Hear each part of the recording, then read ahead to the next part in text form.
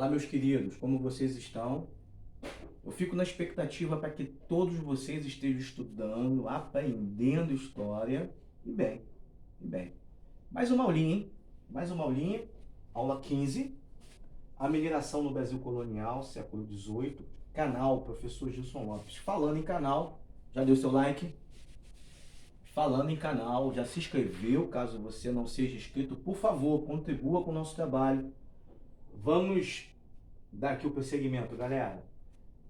Já que hoje falaremos sobre a mineração, então o nosso primeiro slide fala da crise do açúcar, período que Portugal deixa de ter o domínio do mercado açucareiro. Então eu separei para vocês aqui alguns tópicos relacionando essa crise.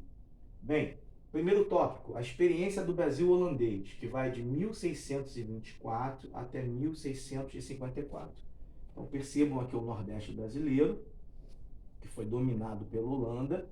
Lembrando que o Nordeste é a região que tem o maior reduto de plantações de cana-de-açúcar. Lembrando que o Nordeste ele tem um solo fértil, um clima favorável, então a riqueza do Brasil colonial estava no Nordeste. Devido à União Ibérica, a Holanda invade o Nordeste brasileiro, aprende as técnicas de plantio, e quando a Holanda é expulsa pelos portugueses do Brasil colonial, do Nordeste, a Holanda leva todas essas técnicas de plantio que ela aprendeu com os portugueses aqui no Nordeste para as suas colônias, que ficam na América Central, nas Antilhas, aqui na América Central. Então percebam que a Holanda já fazia o refino do açúcar antes, no século XVI, inclusive era aliada de Portugal. Agora, além da Holanda fazer o refino, a Holanda também faz o plantio dentro das suas colônias. Bem, concorrência internacional do açúcar, queda nos preços, né? Então Portugal passa a ter uma concorrência com a Holanda, não compensa mais Portugal ter a disputa por esse mercado. É importante eu citar também que nesse período nós temos um número enorme de quilombos sendo construídos, sendo feitos no interior do Brasil. Então os quilombos promovem também, de certa forma, uma resistência, fugindo escravos. Automaticamente você tem prejuízos dentro das fazendas. Os senhores, eles têm um enorme prejuízo financeiro, tanto na produção quanto na compra daquele escravo que ele, no caso, investiu, investimento perdido. Sociedade açucareira. Eu fiz esse slide aqui, eu coloquei esse tópico dentro desse slide, melhor dizendo, para você entender a divisão entre a sociedade açucareira, que é do século XVI, e vai até a metade do século XVI com o final da União Ibérica, e a sociedade mineradora, que vai após a União Ibérica, ou seja, metade ali do século XVI, início do século XVII, e vai até o século XVIII. A diferença de uma sociedade para a outra. Vamos lá. Sociedade açucareira, ela tinha como característica ser litorânea. Ela habitava no litoral. A sociedade mineradora, ela tinha como característica ser interiorana, ou seja, ela foi para o interior do Brasil, ela foi povoar o sertão do Brasil. A sociedade açucareira, ela era estamental. O que é isso? Os grupos casavam-se dentro dos próprios grupos. O nobre casava com o nobre, o camponês, o agricultor, o pobre, ele casava com uma outra pessoa dentro do seu grupo social. Não havia mobilidade, tá, pessoal? Agora, a sociedade mineradora, ela vai ter uma outra característica, ela vai ser móvel, até porque vai surgir uma nova classe entre o agricultor e o nobre. Mercado interno dentro da sociedade açucareira era restrito, pequeno. Mercado interno dentro da sociedade mineradora era amplo. Lembrando que nesse momento, no finalzinho aí do século XVI, início do século XVII, nós temos a ação dos bandeirantes, nós temos as entradas, nós temos a descoberta das drogas do sertão, nós temos também o crescimento da pecuária, então tudo isso vai dinamizar o mercado da sociedade mineradora. Características da sociedade açucareira, rurais, características da sociedade mineradora, urbanos. Você vai encontrar aí um número significativo de cidades urbanizadas, com características urbanas. Vamos então dar prosseguimento. Urbanização do interior. Agora nós temos um processo de sertanização.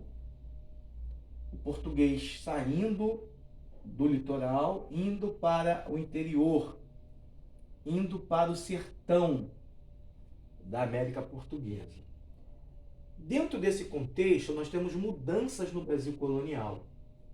Eu trouxe aqui para vocês um aumento populacional que surge no período que o Brasil passa a ter uma atividade mineradora.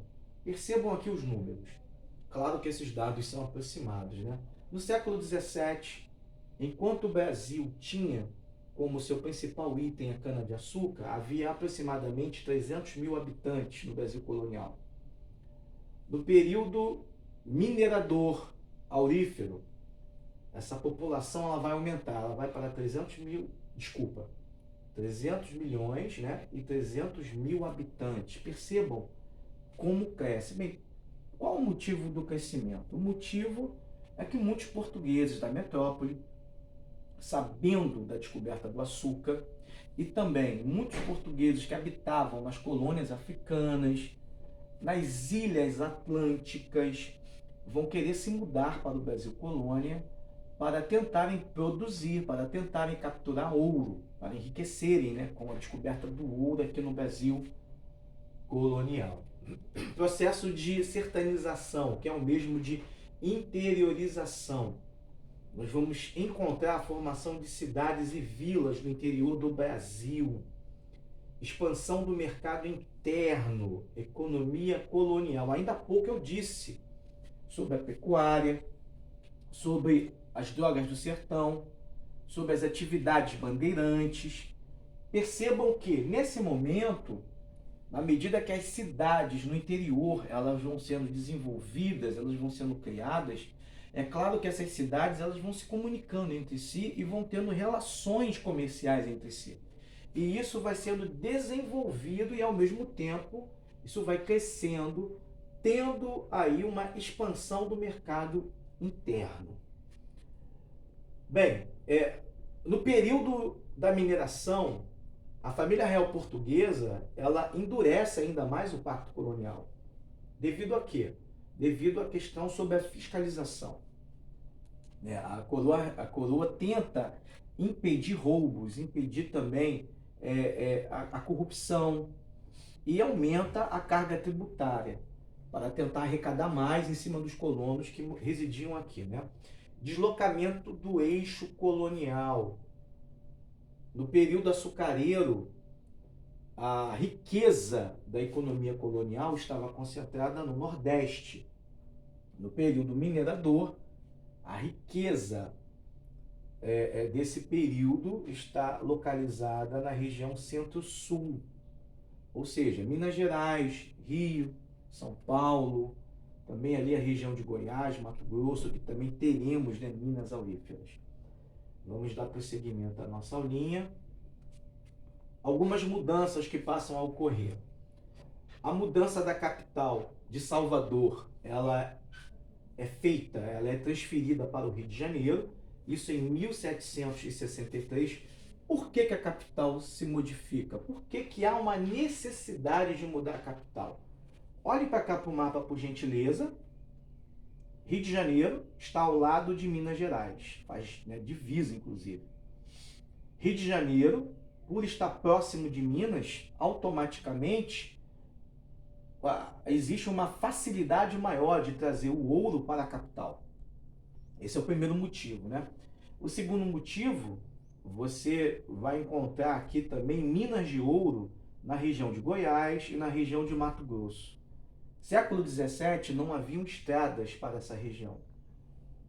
a forma de você entrar em Goiás e Mato Grosso eram pelos rios que estavam aqui na Bacia Platina, aqui entre a Argentina e o Uruguai. Aqui nós temos, olha, a imagem desses rios. Esses rios, eles prosseguem até a região centro-oeste. Então, o Rio de Janeiro, entre Rio de Janeiro e Salvador, o Rio de Janeiro está mais próximo da Bacia Platina e automaticamente mais próximo também desses rios. Quem foi o chefe de Estado português responsável por essa mudança, que executou essa mudança? O primeiro-ministro, que era um déspota esclarecido, Marquês de Pombal. Aqui nós temos a imagem dele.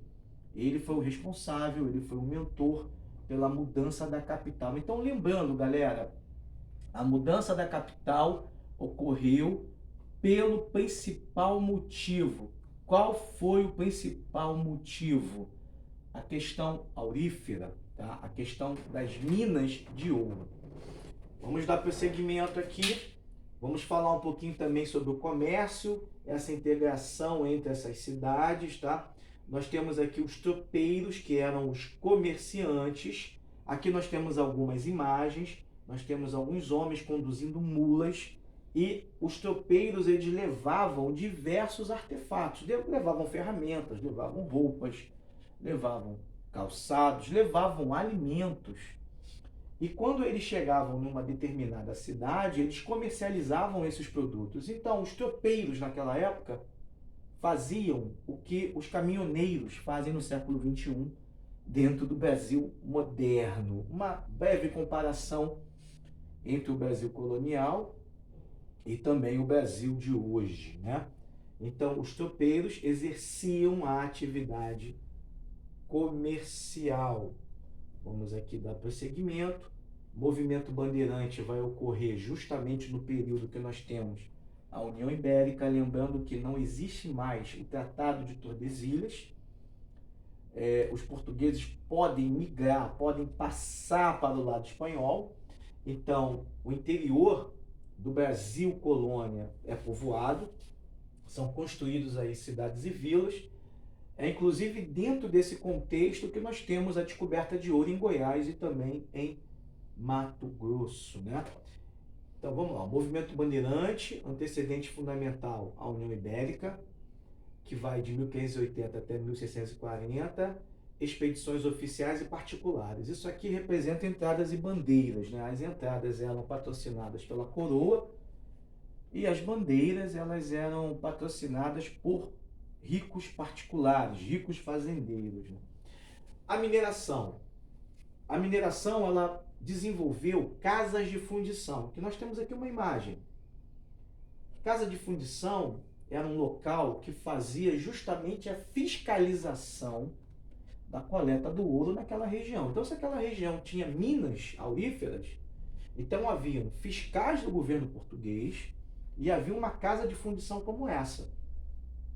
Porque se o português, se o colono, se o minerador encontrasse muito ouro em pepitas, pepitas são pequenos pedaços, e também ouro em pó, esse ouro era levado para essa casa de fundição. E nessa casa de fundição, esse ouro era transformado em barra. E percebam, o imposto da coroa portuguesa já ficava nessa instituição, nessa casa de fundição, que era um órgão do governo. Então, essa barra, é claro, né, é mais difícil você fazer o contrabando de uma barra do que você fazer o contrabando de um pedacinho, de uma pepita, ou então do ouro em pó.